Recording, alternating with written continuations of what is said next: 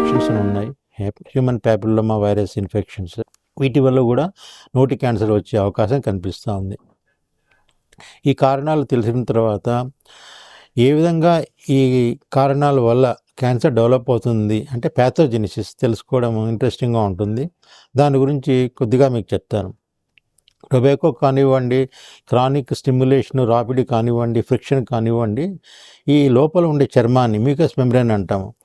పెదాల నుంచి మొదలుపెట్టి మొత్తం మన జీర్ణకోశం అంతా రెక్టమ్ యానస్ వరకు కూడా ఉండే లోపల కవరింగ్ను మ్యూకస్ మెంబ్రేన్ అంటాం. ఆ మ్యూకస్ మెంబ్రేన్లో కొన్ని మార్పులు వచ్చి దాంట్లో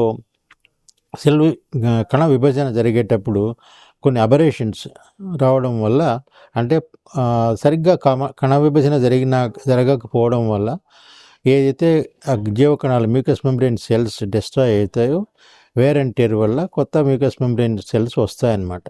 ఆ సెల్స్ రావడంలో కొద్దిగా పొరపాటు జరగడం వల్ల మిస్ మ్యాచ్ రిపేర్, DNA అనండి, ఇంకేదైనా అనండి మెడికల్ టర్మ్లో, వీటి వల్ల ఈ కారణాల వల్ల ఆ మిస్ మ్యాచ్ రిపేర్ జరగడం వల్ల కణ విభజన పొరపాటు వల్ల అబరేషన్ వల్ల క్యాన్సర్గా మారుతుంది.